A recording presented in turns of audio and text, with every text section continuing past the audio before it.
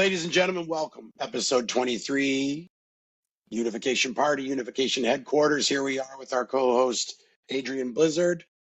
And Adrian, I would let you know that last week or the week before on one of our shows, we had one of our listeners was very curious and wanted to know what we had to say about what was going on in Britain, what was going on in Ireland, particularly with regards to migration.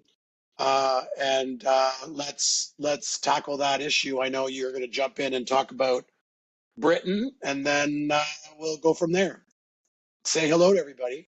Hi, everybody. Yeah, thank you, Jay. You did mention that, and I did do. I've actually kind of stay a little in touch with UK politics more than the average person. I do like following some influencers, you'll call them, and I have for a few years now from England. So, and one thing I've noticed, and this is like kind of my main thesis statement of my takeaway from everything, whether it's housing or government or immigration or cultural or violent crime, it seems I see a lot of similarities like in Canada. Like a lot of the issues like they like it different shades. Now they're also like our father nation.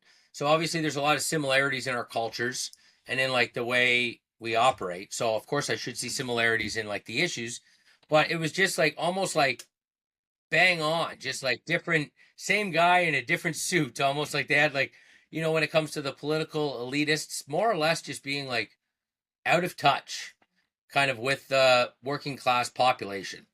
And it seems to be the same thing in all the Western nations, whether it's the United States, whether it's England or Ireland or France or Germany or Canada. But in England in particular, like they're a little bit more interesting, particularly culturally or whatever you want to call it, because they have a royalty, they have the king, they have the monarchy, and that's something that's different than most places have. Like in the West, most Western nations aren't monarchs. As well, they're from a Canadian perspective, their parliamentary system has kind of always, I don't know, it almost seems like a revolving door compared to our guys.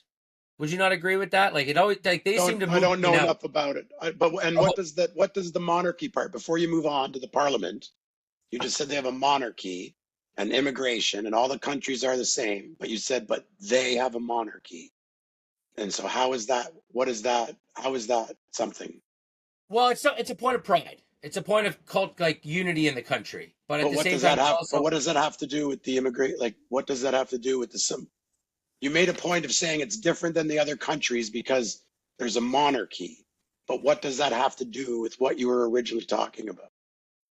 well, when you look at from a Canadian lens, like I do, the issues that we have here, which seem to be the same issues, the reasons why I think they're caused, whether it's like government policy or the will of the people, over there, you would think with the king being so prevalent that like it's an added force on it all. So you'd almost think like coming from like Canada, like, oh, you guys got a king, like can't he just like snap his fingers or her fingers and like fix these problems? But it's interesting because it seems to be that's not the case. Like regardless of what shade of governance you want to call it, But like isn't the even outcome seems to be even the same. isn't even the monarchy, you'd say, like, isn't assuming this immigration and as all the Western countries are going through the same thing.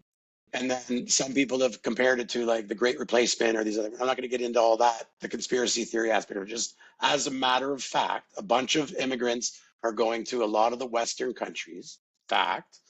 And then, but without the conspiracies, doesn't the King of England openly say that he supports the policies of the WEF and the global movements, Yeah, right? yes, 100%. So even if he did have the power to go boom, bang, this stops, there's nothing to indicate that he would He do wouldn't. that. It's not in his interest, and one would have to ask why. I've always likened England culturally to almost like 10 years ahead of us because there seems to be a lot of extreme cases like you hear about like recently the contrast that I've heard in like the discourse on the so to say the alternative mainstream media is there was a girl who made a Twitter post like during the Southport riots. There was a stabbing incident that happened in the last year in England. It caused a lot of friction in the country. I believe it was a black refugee that stabbed three young girls. So it caused a lot of this supposed girl went on Twitter, said something very vulgar about this person, and she ended up getting arrested and getting like 31 months in jail. And then you see there's a Labor MP who like physically assaulted somebody and like got like a slap on the wrist, arguably. I think it was like 11 days, like I think house arrest or something like that. Like, don't quote me exactly. It was a pittance compared to the lady who had a 4 hour long Twitter post. Like, she took it down to 4 hours. She realized it wasn't good. So like, you just really see that detachment from the establishment to the common people. Like, there clearly is a goal. In my mind, it seems to be the corporations that influence the governments would like cheaper workers. And that seems to be in every country in the first world. And Yeah. that seems to be the main like the commonality I see between whether it's the US border or whether it's Canada or whether it's France or Germany. It seems to be no matter what, that needs to be going on. But it also, I think, where it comes to a head in England is like you see these cases where there's like almost two tiers of justice. And like there's you see that sometimes in Canada or every country, obviously the people have friends and people don't, but like there's a big divide with it seems to be the Pakistani immigrant community, and so to say, like, I don't know, grooming gangs, and like those guys getting away with what would call actual like very the hard R stuff. And then you have people speaking up about it in England. They're getting in trouble for like speaking up about it and stuff. And it just seems to be like a super nanny state, but only for those that like. Didn't they indicate, like, didn't they say openly and outwardly very recently that sentencing uh, race factors and societal whatever, uh, you know, traumas would be used to determine sentencing? I think I heard that, and I think that was England very recently. Is that, did you hear that? Yeah, and I actually did hear, I believe, Keir Starmer, who's someone I probably wouldn't agree with on a lot of issues and is completely against us on this issue as populists. He said like, "Oh, that's against the law. Like, you can't, you can't punish people harder based upon the color of their skin. Like, that's just Well, I not mean, cool." for So sure, that's but like, he said that, and I guess Whitehall had a different agenda, and they're doing what they want, like their judiciary and whatnot over there. right. So the big issue you would say there, or if you needed, I mean, again, Western world all has the same thing going on. You would say the defining factor in England would be is the establishment's response to it, and being that they're clamping down more on like censorship, arresting people who are speaking out. And I mean, apparently that's not happening to the same degree in America, or not happening to the same degree in Canada or Belgium or Luxembourg or wherever else. Is that what you're And, saying? yeah, and I'm also saying like it's almost like another civil war. You could make just an extreme left field case. You could make it in a case that like the American War of Independence against England was like the working class versus the elites. And I think like the Brexit was that. Brexit was the working class against the elites. And Brexit was almost a decade ago. And if you really look at like the core focus of Brexit, it was immigration. Like, they wanted the door to like kind of like close a little bit so that they could, mitigate the overflow of the cultural erosion or amongst other things. And then you have Keir Starmer last week going to meet with Ursula von der Leyen, as well, signing on with the EU, with the World Health Organization. So like the World Health Organization. So again, giving up autonomy, right? Which is what I guess he's supported, similar to the King, similar to our former prime minister and our current prime minister. Um, and it's a slap in the face. Like, the country voted for Brexit, and not only did you not get it, we actually took the good things away, like the freedom to travel without visas, the ease of commerce and whatnot. So it's like oranges are going to cost more too, and we're still letting everybody come in. So like, no, no, no. So that I could see England, like, that seems to be the huge divide. And then you have, like the the, the balkanization of the country, because it's you have all these different foreigners coming in, and like they don't even speak each other's language. So it's like it's the perfect thing for like the industrialized capitalist class, because it's like you have all these people in who like are divided amongst themselves. Like they don't really know, you know what I mean, their neighbor. So like they're just happy to take the job that's there. They can't really be too picky with it.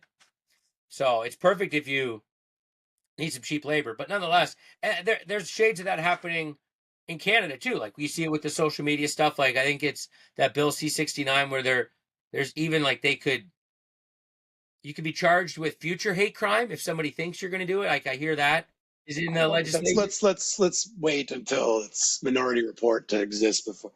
Like I know people are always quick to jump to the worst case scenario or whatever with well in the future, I'm whatever. just saying we're not too far behind. Like, why would we write that Yeah, rule? but I don't know. But I would like to know what I would like some sort of verification on exactly what's going on in Britain with like how many. If you were to get the whole story and all the context, I'm not arguing that it's not true. I'm just saying if I were to do a deeper dive, I might be not as more times than not. I'll put it this way: more times than not, when I hear a sensational story like grandma was yanked off the street and given a $2,000 fine and 30 days in the clink because she said that, you know, Pakistanis are brown, and then off to, jail she went. I'm just saying, I don't know that these are true to the extent. Now, I know in Canada, you've got the sort of the railroading of, I mean, when you go against the establishment, there's many examples where they will throw the book at you in a harder way, like our Lynch and our Freedom Convoy people.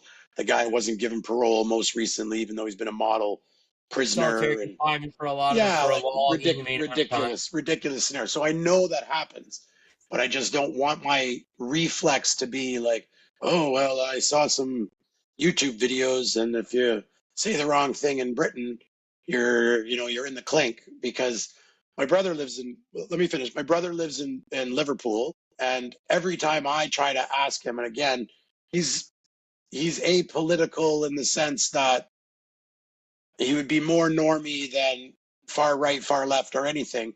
But he's also is aware. He also is aware of what's going on, and he is interested in the news. And every time I try to, again, I don't want to feed him the narrative and say like, "What is your thought on this thing that I'm thinking?" But I try to ask him about what societal ills and what's going on in your community, in your place, and what are you hear that's going on around you? Like, what's the word on the street? And these topics never come up. Again, I'm not indicating that now, case closed. My brother says this, but, and I just wonder, like when I talk to even the Brits who live here, the thick accent Brits who go home a lot and still have family there, they talk about immigration being a big issue, but no worse than it being here in Canada. Immigration's getting lumped in with, jobs disappearing and this, that, and the other thing are all sort of becoming synonymous, I suppose. I suppose in a world of unlimited jobs, we wouldn't care about, a bunch of immigrants coming here and doing the crummy jobs. But as all jobs disappear, I guess Well, the I Brits think are getting another issue with upset. immigration in both of these countries' cases as of 2025 is that the standards and the bar has been lowered. You know what I mean? There used to be language requirements, cultural tests, and stuff like that. And I think those have gone the way of the dodo, like as a whole. Like it's not like they just kind of made it a little easier. It's almost like they got rid of pretty much all of that. So it's definitely you can see it in the type of people that come over. And then when they come over in the number, like they have in the last few years in Canada and England in particular and America, they're less apt to assimilate because they're just more apt to stay in their community now where they're comfortable and it's safe. You know what I mean? So it's Sure. almost worse for the country as a whole if you view the country as like one big family as opposed to like a bunch of little pockets of gangs. But I guess I mean, if you try to like just say, okay, we're doing a podcast, so we have our topic is immigration, for example. The challenge of that is it doesn't like immigration doesn't exist in a vacuum, right? Like all Western countries are going through the same problem. They haven't had replacement birth rates in 50 years. So they need to keep the Ponzi scheme going of social programs and future retirements and whatnot. They need bodies. And like I remember I took a world issues class. It would have been 1988 or 89, OAC level class, world issues. And and why I remember it so vividly is the conversation even back then was they were talking about immigration and refugees. And usually when people were talking about the ills of immigration, they were erroneously referring to the actions of refugees, and people didn't know the difference. And I remember learning the difference between an immigrant and a refugee. And a refugee is kind of what washes up on your shore, and they could be a rapist, they could be a psychologist, and they could be a brain surgeon, or they could be a one-legged bum. Like a refugee, you get what you get. An immigrant, and there are a small number of people who come into Canada. And then the immigrant population was highly educated, wealthy families, this and that. And back to that class on world issues, the teacher in my high school made us as individuals at 17 and 18 years of age to fill out an application to apply to Canada, to be a immigrant to Canada. And then he went and marked all of us through the point system of what was existing at the day, and determined that each and every one of us under no circumstances would have been allowed to enter Canada as an immigrant. And we just wouldn't have had the points needed. And I remember that being like, for me, was a life-changing moment to Feel happy grow. and grateful.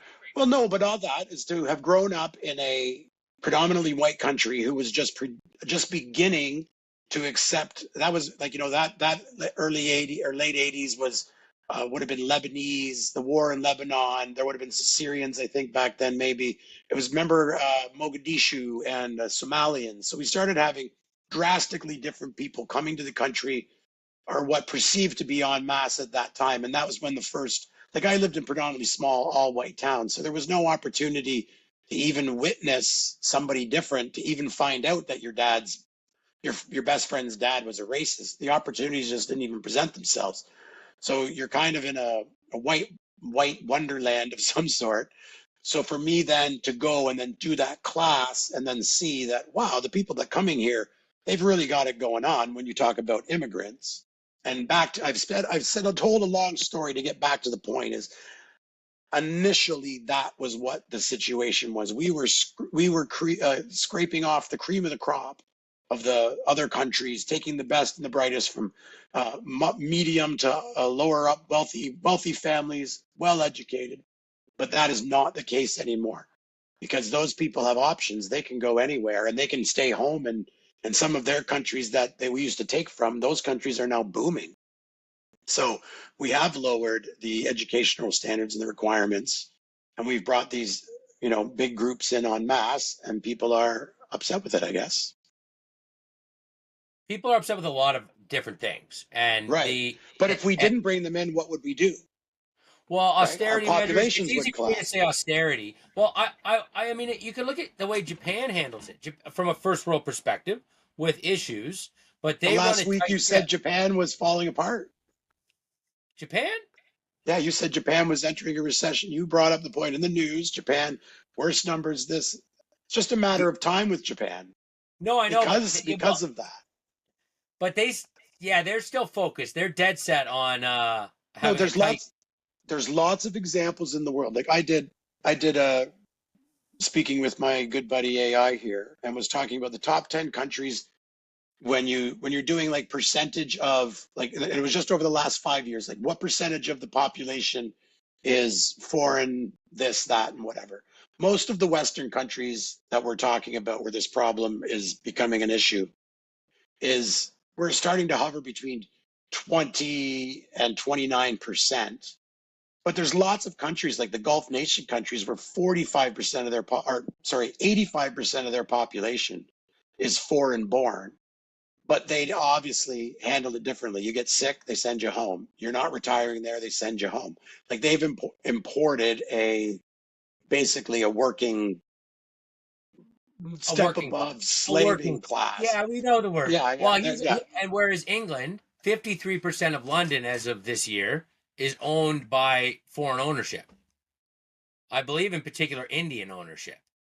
Who And knows? it's at the end of the day, it's nothing against Indians. It's more against the government's policies that allowed for that, right? So a lot of countries do different things, and it just seems to be similar to us in Canada, where we are two countries that seem to pay a lot for social benefits, but in return on ROI, like it's just clearly not there for those that put into it at this point in the equation. Now, if the whole goal is to like bring in to build the population up, keep the economy growing, for the betterment of the population as a whole in the long run, then That is the okay. goal. That is the Well, goal. that's what they Of say. course, well, let's forget going beyond what they say, because we already have, there's enough meat here without there being the evil corporations. And of course, the evil corporations want cheaper labor. Like, I mean, okay, what's the conspiracy in that? I Nothing. own something. I want cheaper labor. Right. So we don't need to get with, yeah, for sure. But the fact is, all the Western countries don't have enough people to keep the thing going. So they either bring in a bunch of people, or they maintain this, for one, which is probably an idealized version of the past, but at least they keep their social cohesion. And I would imagine a lot of people like their social cohesion. I'm sure they like walking down the streets and tipping their hat to their neighbor, and everybody knows the rules of society. And Afternoon. Yeah. absolutely, like, that's a nice Well, and scenario. that's a nice little segue into one thing I wanted to mention that seemed to set off a lot of people regarding. Did you see all the heat that came around King Charles's Easter speech? No, tell me So like, more. so basically, there's a lot of people that of a devoted Christian faith in England, which is the Anglican Church, who King Charles is the head of the Church of England, were pretty upset with his Easter speech comparatively to his Ramadan speech. Now, would you like his Ramadan speech? More or less, it's a minute and a half. I could show it's a minute and 26 seconds if you want to see his Ramadan speech. Sure. But it's very nice. I mean, you kind Just of think play about it it. on normal speed. I will. It does coincide with what we're talking about, but where he knows these are new English people, and he wants them to know that he's happy to have them. As the Quran says, God does not burden any soul with more than it can bear. We hope that you have a blessed and fulfilling Ramadan. Peace be upon you all. Ramadan Mubarak. As Muslims across the United Kingdom and the Commonwealth observe the beginning of the holiest of months in the Islamic calendar, the month of Ramadan, I just wanted to convey my heartfelt best wishes to you all, and to tell you just how much my wife and I are thinking of you at this special time of year, as this would have been a joyous time. Mosques would be filling with life. Muslim families would be coming together to share food and prayers, and many of them would be inviting their neighbors and friends of all faiths and none to join them. My wife and I can only offer you all our kindest and most special wishes, and stress just how greatly the contribution of Muslims to the life of the United Kingdom is appreciated and valued, embodying the Ramadan spirit of charity and selflessness. As the Quran says, God does not burden any soul with more than it can bear. We hope that you have a blessed and fulfilling Ramadan. Peace be upon you all. Ramadan, as the Quran. Now, that was his Ramadan speech. Now, I will say, It's obviously, lovely. no, if he's the king of England, and England has even one Muslim, let alone a large portion of the new population Muslim, yeah, I couldn't agree with you more. It makes your subjects feel welcome, for sure. Now, I'll be honest with you. Like, I looked into the Easter speech. I even went, like, you can go here to the royal family's actual website and see what the Easter speech was. Now, you can't hear him say it, but I read the speech, and to be honest, I'm not like a devout Christian, so I was not really that upset about it. But it does mention in the Easter speech Islam and Judaism, and at one point, and that really seemed to, I guess, rub people the wrong way. But like, I'll just read the speech that he gave out for Easter. One of the puzzles of our humanity is how we are capable of both great cruelty and great kindness. This paradox of human life runs through the Easter story in the scenes that daily come before our eyes. At one moment, terrible images of human suffering, and in another, heroic acts in war-torn countries where humanities of every kind risk their own lives to protect the lives of others. A few weeks ago, I met many such people at the reception in Buckingham Palace and felt a profound sense of admiration for their resilience, courage, and compassion. On Monday, Thursday, Jesus knelt and washed the feet of many of those who would abandon him. His humble action was a token of his love that knew no bounds or boundaries and is central to Christian belief. He loved The love he showed when he walked the earth reflected the Jewish ethic of caring for the stranger and those in need, a deep human instinct echoed in Islam and other religious traditions and in the hearts of all those who seek good of others. The abiding message of Easter is that God is so loved the world, the whole world, that he sent his son to live among us to show us how to love one another and lay down his own life for others in love that proves stronger than death. There are three virtues that this world still needs: faith, hope, and love. And the greatest of these is love. It is with these timeless truths in mind and my heart that I wish you all a blessed and peaceful Easter. Charles R. Now, again, as a Christian, I could see why maybe you'd be mad about that. So the point is, just let's clarify what the problem is first. So the problem as you're presenting it is, he just said a lovely thing to the Muslims and mentioned no other responsibility on other religions or a tip of the hat to the other religions. And then in the Easter speech to Christians, he makes sure he has a tip of the hat to the Muslims and the Jews. Is that the beef? That seems to be my takeaway, yeah, because it seemed to be quite the hubbubaloo. I also think Was it? I never heard anything about it. Well, I mean, I will admit I'm probably in a bubble when it comes to King Charles to not hear many positive things about the man. I typically only hear about King Charles when it's almost like a gotcha moment. So I probably am not giving the man a fair shake. Okay, the point being is this all relates back in the sense that even the king himself is divided country. So you've got the elites, you've got this idea that, oh, okay, well, we're going to run the country and it's just a numbers game. People are all blank slates. We just bring them here and we input the cog in the machine and it'll all be just fine. And then GDP line go up. Yep. So everything's good. So 100%. Yeah, I get that. So the gentleman asked us about England. We've meandered through some topics about England. Ireland essentially is the exact same thing. I tried to find out the big difference with Ireland. The challenge is just trying to find information. I didn't want to just go watch and most of the big stuff to do with Ireland that's even recent has to do with Conor McGregor, and I don't want to get into that. Who cares? But the big issue, it seems, is that Ireland has been more vocal. The people have been much more vocal, much more protesty than the other countries. Like we see in Germany, they have the AfD. People are openly pushing sort of anti-immigrant policies, and that's taking hold everywhere. Maybe with the exception of Canada. They're protesting, but to the degree, absolutely. Right. But Ireland is the biggest. So I started asking a lot of these comparison questions about country to this, country to that. And then I had to, take out the Gulf states because they've got a whole other racket going on. And basically, the polite way to say it is the white countries in the world, that the Western white countries. Then I tried to break it down, but they all measuring different. And some people call them this and some countries call them that. It was really difficult to get a direct comparison, but I finally figured out the prompt to ask. And I had to do the prompt that asks, take the white, predominantly Western countries, make a list of them, and then divide the population, focus only on the last 5 years.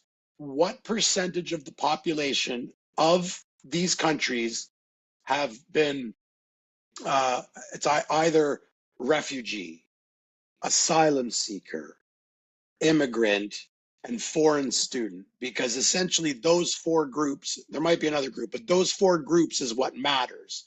So sometimes they'll talk about immigrants as a percentage without the refugee but the point is all of those four groups represent other people coming within the last 5 years. Represent immigrants. Right. And those other people, whatever you want to call them, they're other, and they're going to take up housing, jobs, and resources of those who are already here pre 5 years ago. So I'm not going to make it brown, white. I'm not going to make it old Canadian nuke. I'm not even going to make it immigrant. I'm going to say, hey, over the last 5 years, this big group of people have come into these Western countries, and now they're all competing for because then that means less jobs, more housing prices, inflation, all the other things. Yeah. Yeah. So let's look at that list. And Ireland, surprisingly, was, when compared directly to Canada, our number was like 4.1% over the last 5 years. Ireland was like 5.6%. And those numbers are small numbers, but that's pretty, For the time space, it's not. yeah, for over 5 years, it's monstrous. So this was the population of newcomers. These, again, even this is determining that it can't get it exactly right. But over the last 5 years, based on those things I told you, others coming to consume resources and opportunities and housing, Australia is 8 to 10%. And I mean, we've all heard, I'm sure, if we watch YouTube, that they're having, like, their housing market's crashing here, they're this, they're that. I mean, they're going through these same things. I don't have to do a deep dive. I've seen enough without even looking for it, enough headlines. New Zealand, 8%, Ireland, 5.4% in third place, and Canada is 4.8%. Sweden, 4, Switzerland, 3.5, Austria, 3, Germany, 2.5, United Kingdom, 2, and United States, even with those 40 million people proposed potential, I even clarified deeper. America's population is so big that it's still only 1.5%. They're the bottom 10%. And so, or they're number 10, sorry, at 1.5%. If I may, on Yes, that one, I think most of America's would have been illegal, so it might not even have been counted. I Unlike the just other said ones, that. The 40 million illegals, even accounting for that. I just said that. but that's 10%. Because No, they're it's 400 million. 1.5, but it did come over the last 5 years. But that they're saying the number is not 40. It would be 10% of 300. That's what Yeah, it's a lot higher, is what I'm saying. potentially. But according to this whatever this is, which again is probably not completely Yeah, I'm accurate, not but at arguing. I'm least just throwing that in. no, for sure. I just want to make sure we're all clear that on that. But that these are directionally true, that these are the countries that are being affected. Again, like you say, with the states, I don't know. I don't know what they're doing with those proposed 40 million or official 8 million or whatever. But anyhow, the point being is Ireland was the outlier in the sense, I mean, if we were trying to find reasons to differentiate it from the other ones, the only thing that I could find that made Ireland specifically is that they just seems to be expressing itself more violently and more directly than the other countries.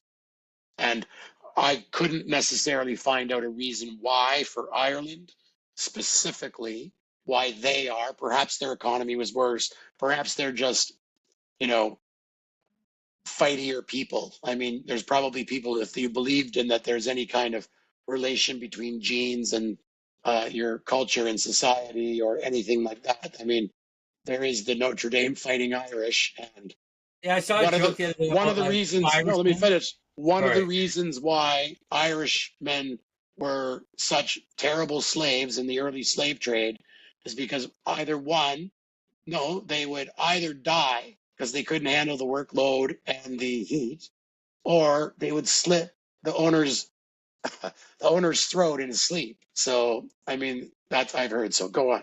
I saw a meme from about two Irishmen at a pub, and it was something. It was something along the lines of like, "We're pretty much the same, but you're from the other town, so I hate you and I'm gonna fight you." Like it was just like that's like yeah, that's every Irishman at the pub. Like there's Yeah. So, I this. mean, other than the obvious thing that, but clearly doesn't exist according to society, sociologies, and the West ideas, that maybe just the Irish are a little bit fighty.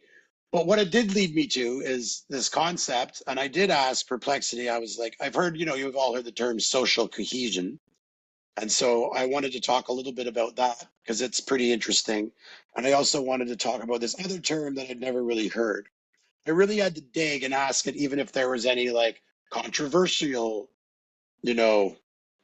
theories that explain, in group versus out group and assimilation and all of that. And let me find this. And to Let me clarify, are you find. going to talk about it in general or from the Irish lens? I'm not gonna. Yeah, I'm gonna move from Ireland because, like I said, we determined that Ireland's maybe the only difference between it and the others that are all experiencing the same thing is they're a little bit more yelly and fighty about it, and then we hypothesize is maybe just because they're a fighty people. That's the best I can do on it. But it's not the point. The point is we're all Commonwealth countries, all of us are experiencing the same thing. We're having, in the last 5 years especially, a rapid increase of an out group coming into competing for resources and opportunities with an existing in group. Which, if I may, just seems to be the corporations showing that, like, no matter who your political party is, wherever you are in the land, like, we are getting more people. Because, like, that was one of the biggest gripes of the UK, is that they had the Tories, the Conservative Party, in power for a decade, and they almost made Trudeau look like Milton Friedman some days on some of the maybe not to that extreme, but like they were conservative by any metric that an American person would consider, but even like an honest conservative wouldn't either. Well, the Irish level of immigration has been, like, in the last few years, is like, it's increased over like 300%, right? And they have, like, at least, I mean, you got to give credit where credit's due. I remember just before Justin Trudeau went out the door, he did say in straight, almost plain language, that maybe they screwed up a little bit, letting too many people in. So I thought that was, maybe that's one of the reasons why we've averted a little bit of our. But then again, also, what could be? There could be 5,000 people right now in Edmonton burning flags against immigration, and it's possible we wouldn't even hear about it. So I'm joking, of course, but I'm just saying, it's like, we don't. CBC would have the helicopters over that one. Or no, because not if it was against the narrative. Of course it wouldn't be. We wouldn't be. The narrative is we're all cool. Everybody's welcome. We love it here. So that you're. No, but that would be no one hates. National Nazi Party hosting rally in Edmonton. Okay, so assume it was in downtown, wherever downtown NDP places. So no. Oh, I get what you're saying. The government just ignores things; they don't even want to report on it. Right. Like, exactly. Everyone loves it. Nobody hates immigration. What are you talking about? What protest? Absolutely. There was 5 people there, I heard. Yeah. So essentially, this guy, I'm sure a lot of people have heard of, is called Mr. Putnam. I'm just trying to find him here in my questions. Okay, so basically the question, I started the line of questioning because I'd heard in the past of, like, there was, the term was adaptive capacity. Now, it doesn't only apply to, like, immigrants. It's just a culture's adaptive capacity. I had once read something that implied that an in-group's adaptive capacity, it was somewhere in around, like, 20% or something. Like, if you've got it going on and then like 20% others show up, then you say things like, I love the way they dance and I love the diversity of cuisine options. But once this sort of adaptive capacity measure is breached, then you have social cohesion breaks down. People don't volunteer as much. They don't donate as much. People lock their doors. Yeah, exactly. All of that stuff falls apart. But this term I hadn't heard of, which was adaptive capacity, and I guess because it's not directly related to immigration, it could be anything. Like, an adaptive capacity could be your community's ability to adapt to a natural disaster. But essentially, chronic stress, anxiety, social conflict, dealing with all of these things. But it did agreed that the guy who has maybe a more direct theory related to this, his name is Mr. Putnam here. Let me find him. Robert Putnam.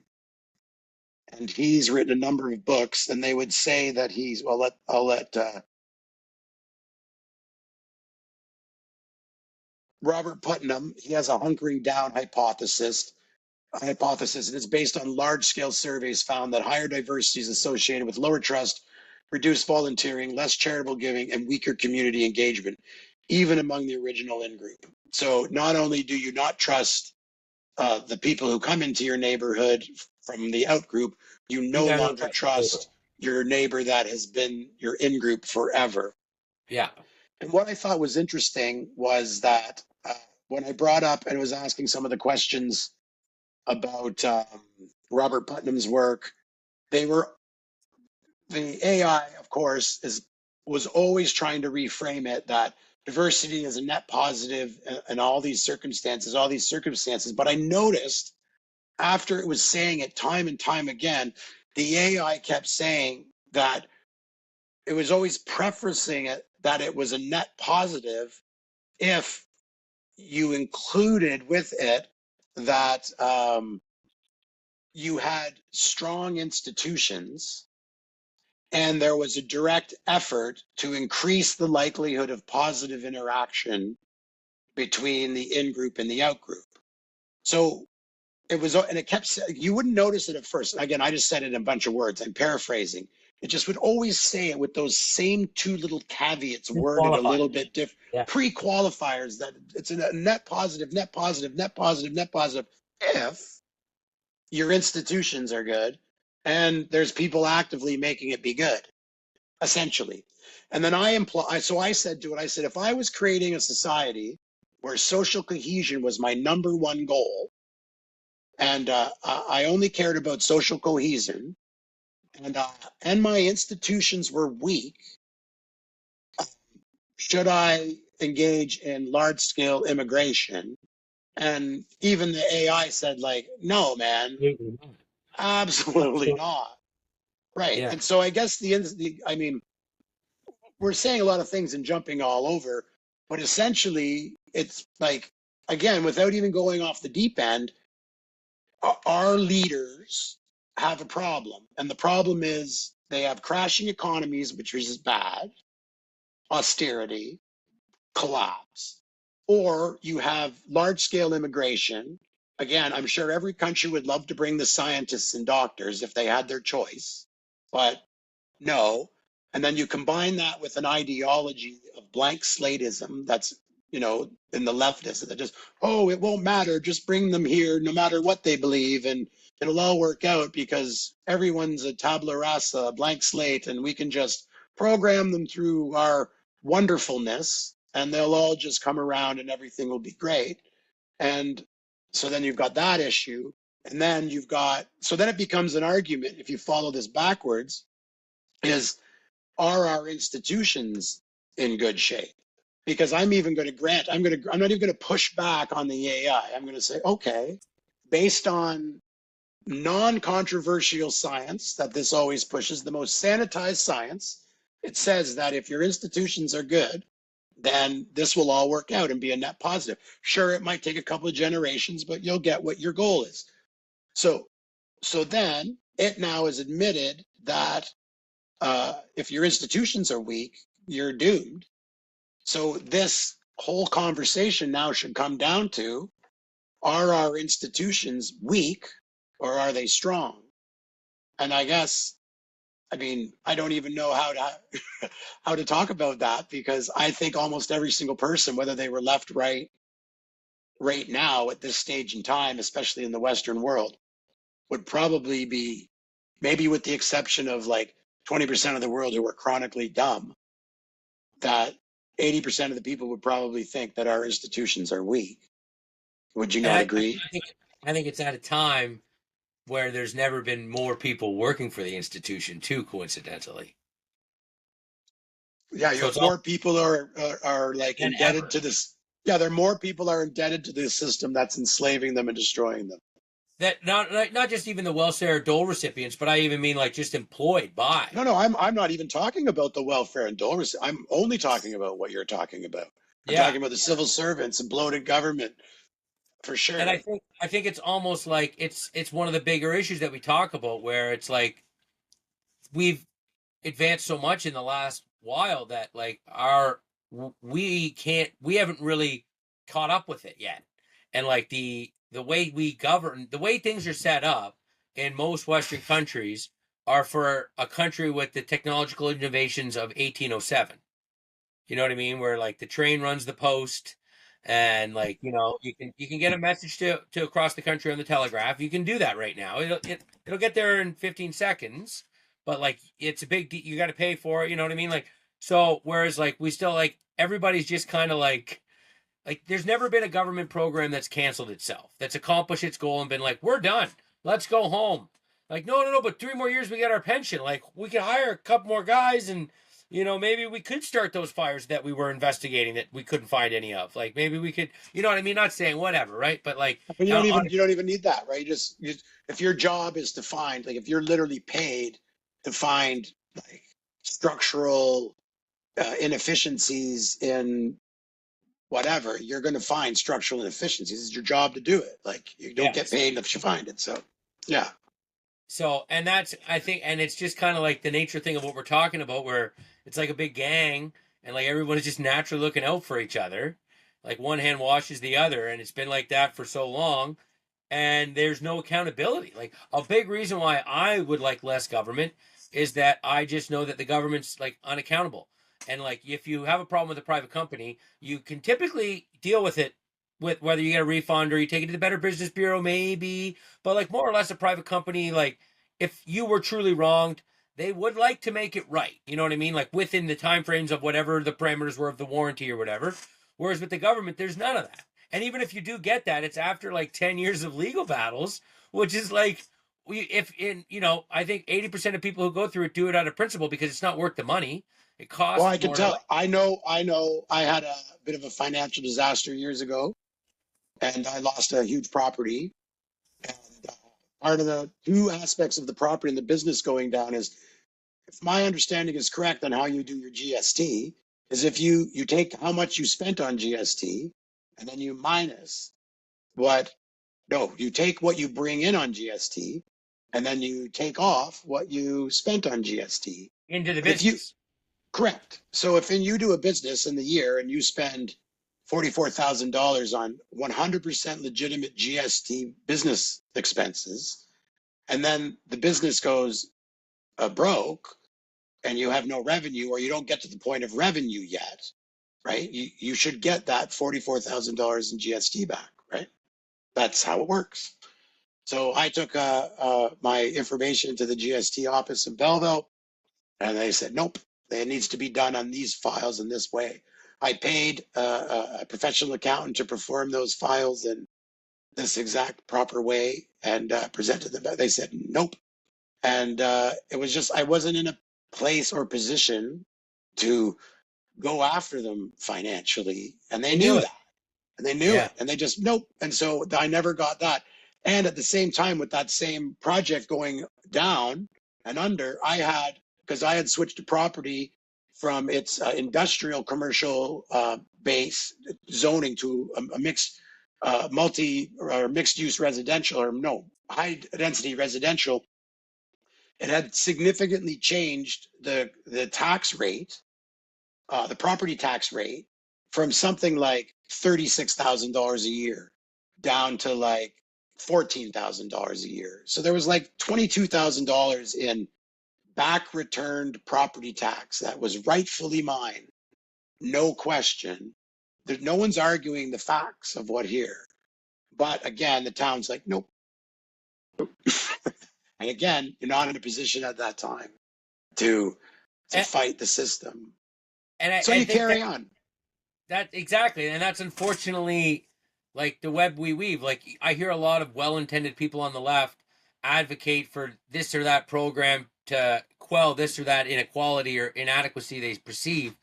And I just can't help but see any more regulation that is brought in is just to like buffer out any new innovation and insulate the already established forces in whatever segment that well-intended Absolutely, yeah. Again, for sure. And like, this is what the joke of it is, because, like the boomer would say, oh, you pull yourself up by your bootstraps. Well, if you like, and I'm giving sympathy to the younger generation today, but let's say I wanted to pull myself up by my bootstraps and go grab some oranges and repackage them and go on the corner and sell bags of oranges in traffic.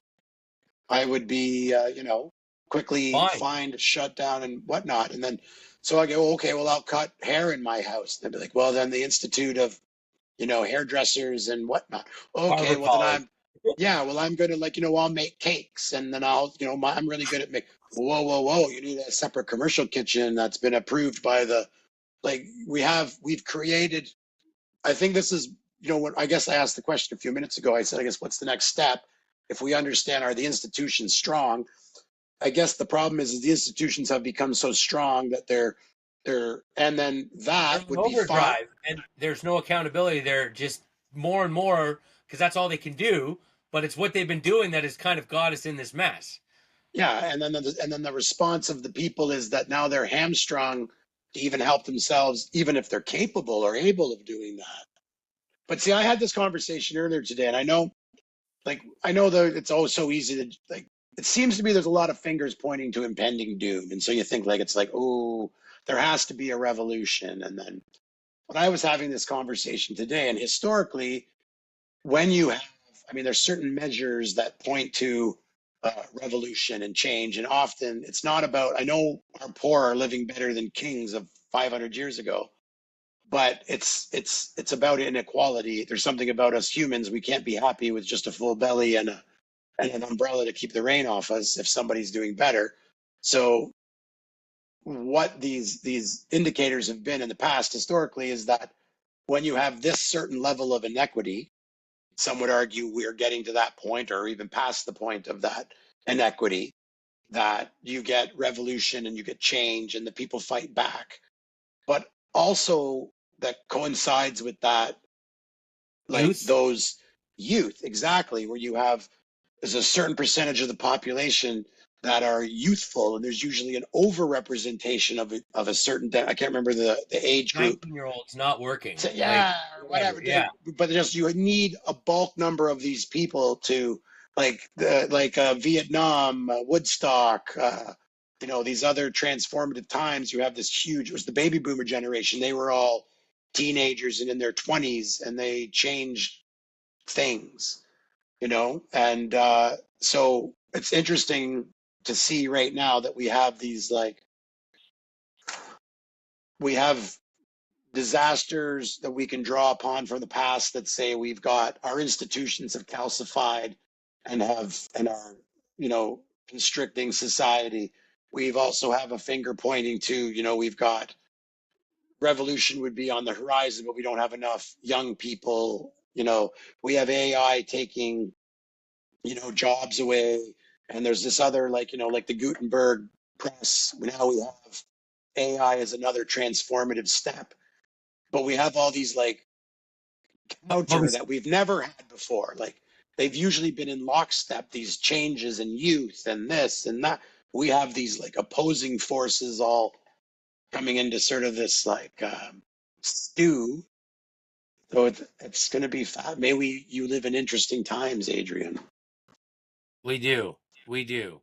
But there is a man with the plan that wants to help us all. And I just want to share this. This is a funny thing I saw that kind of coincides with everything we're talking about, but also touches on what we were talking about earlier.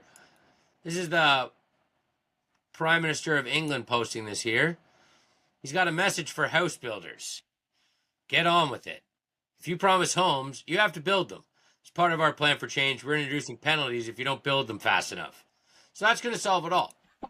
Like, that's clearly what the solution is, right? That's clearly not Absolutely. the exact type of bullshit problem that's we've got us in this mess in the first place. Yeah. More fucking rules from the government is not the answer. Like, it's just so hilarious, like so wild. I guess so.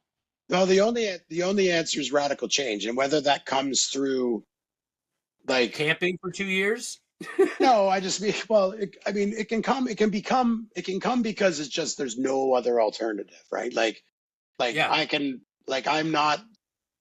They're not the Lord himself, and they can't take 5 loaves and 2 fishes and keep subdividing that indefinitely, right? So they're human beings, so they'll eventually, like they say, what is it that socialists or communists eventually run out of other people's money to spend, or however that's Margaret said Thatcher. cleverly. The problem with socialism is you eventually run out of other people's money to spend. Right. Yes. So that reality comes crashing down.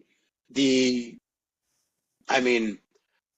give the benefit of the doubt to these long term. Maybe the immigrants can become a net.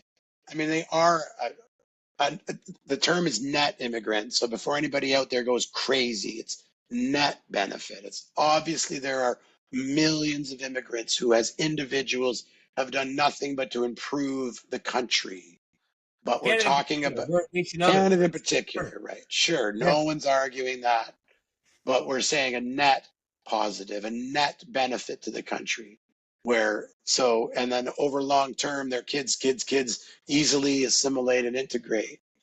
I mean, we can hope all these things happen, but I don't see any of that happening without there being some sort of radical transformation and a deregulating and a whole other way of doing things. And I'm not smart enough, I suppose, I can offer some hypothetical or some ideas, but there's too many vested interests. Well, and it's so big right now. There's just so many. Like, there always was a time where, like, you had an Italian friend and he'd go to Little Italy and he'd take you with him and you get a sandwich or whatever. Or you had a Greek friend who'd go back to, like, the little Greek village or whatever with all the Greek community. So there was always those immigrant communities. But now it's just like, I don't think you're just not leaving that community. It's so big, and it's not like a melting pot. You know what I mean? Like it once was. Like, we're not. Yeah, but I don't know if that's true. I mean, we get told that. Again, this is also true. Like, I mean, where we're living now, it's hard to see that. But I also know, like, I didn't leave downtown Toronto not that long ago, and it's really rare to have second and, like, you don't have second and third generation. They dive into what's going on here as fast as possible for the most part. Of course, we could go on the news and we could find a bunch of, like, radical jihadis who their sins are just as jihad. Second generation, I believe. Yeah, but why he made the news? Outliers, agreed. Heinous outliers, sure, but still, no. It just seems to be that it's not even just like the Canada thing. It's not. It's just it seems to be the same thing is everywhere. And it clearly doesn't seem to be for the benefit of everybody. No, but the alternative is what? We don't have an example where it's working. Yeah. Well, it's not working there either. But I guess we'll leave it at that because we don't have the solution. Young friend who requested this topic, I hope we did okay for you. Yeah, we did our best, and it was interesting. And we will... anybody else you want us to try to talk about something, we'd be happy to. And leave us something in the comment section, or tell us what not to like. Tell us what you hate about us. Like, subscribe, tell your friends, and say hello to your mother for me. Thanks for listening. Bye. Wow!